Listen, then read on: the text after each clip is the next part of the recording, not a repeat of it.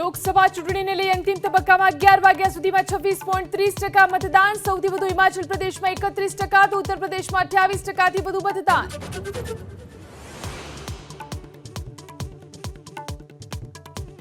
મનસુખ સાગઠિયાના વધુ એક કારસ્તાનનું પર્દાફાશ. રાજકોટમાં શિવશક્તિ કોલોની રૂરલ હાઉસિંગ ક્વાર્ટર્સમાં 5 માળનો બંગલો બનાવ્યો હોવાનો ખુલાસો.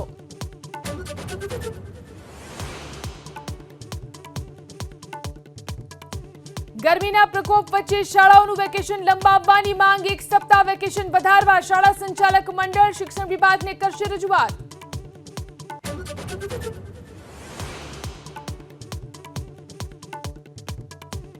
રાજ્યના કેટલાક વિસ્તારોમાં આજથી ફૂંકાઈ શકે છે ભારે પવન. કચ્છ, બનાસકાંઠા, પાટણ અને સુરેન્દ્રનગરમાં 2 દિવસ આંધી અને વંટોળની આગાહી.